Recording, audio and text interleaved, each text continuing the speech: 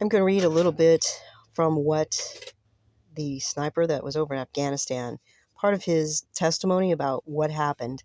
This is from the Gateway Pundit, and this is a 2023. This is from 2023.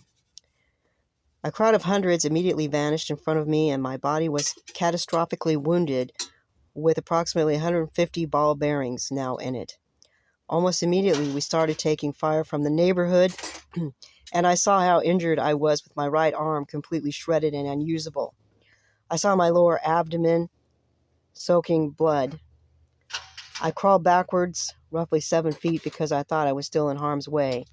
My body was overwhelmed from the trauma of the blast.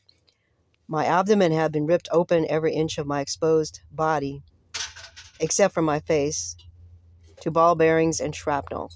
I tried to get up, but could not. Laying there for a few minutes, I started to lose consciousness when I heard Chaz, my team leader, screaming my name as he ran to me. His voice calling to me kept me awake. When he got to me, he dragged me to safety and immediately started triaging me, tying tourniquets on my limbs, and doing anything he could to stop the bleeding and start plugging wounds. With the help of the other Marines, I was awake through most of it, screaming, moaning, and cursing. Please, I ask you to please ask me about getting shot at the tower in Abbey Gate and how no one wanted my report post-blast, even NCIS. The FBI failed to interview me. I was asked to elaborate on my ordeal post-blast and ask me about the one little girl and her family that I reunited.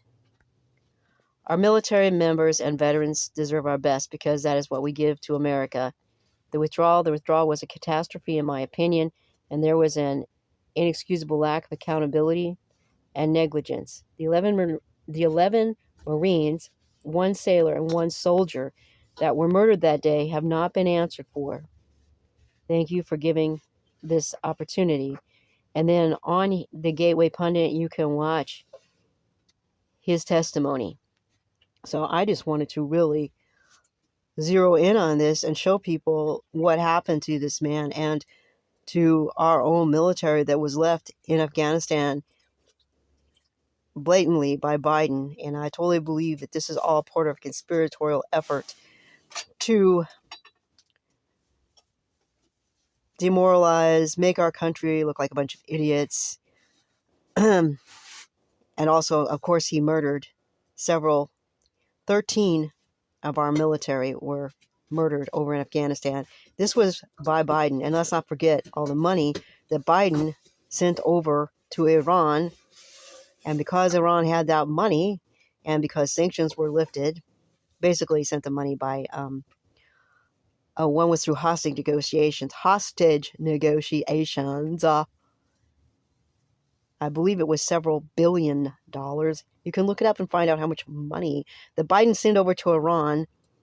The top funder of terrorism in the world is Iran. Stop being idiots.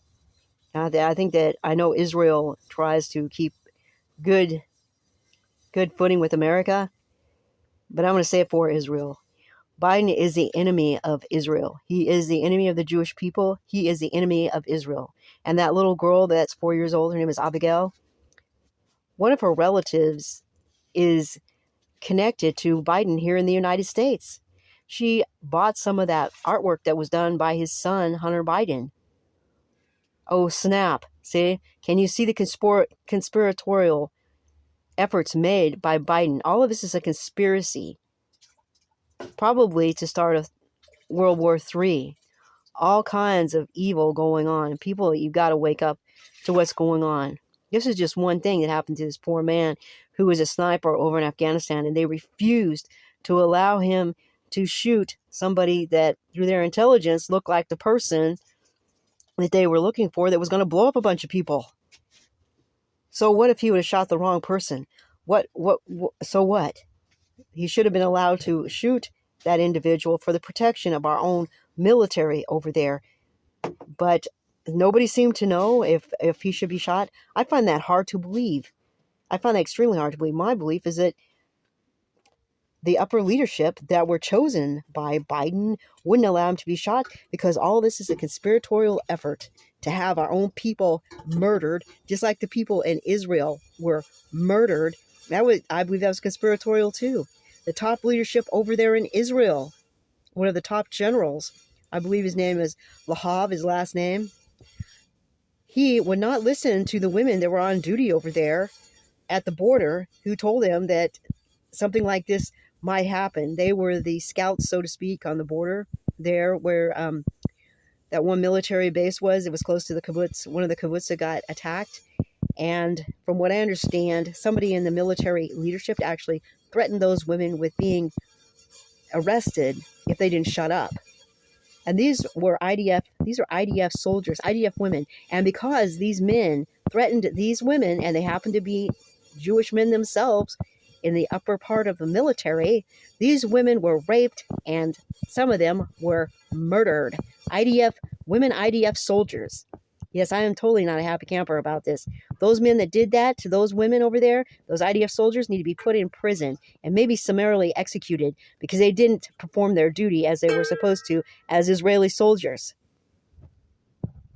Why do I get to say this? Well, I think any woman should get to say this, but I happen to be Jewish myself, and it's totally unacceptable, way beyond unacceptable, not to protect your own people and to side with the enemy like that. These men are traitors to the nation of Israel.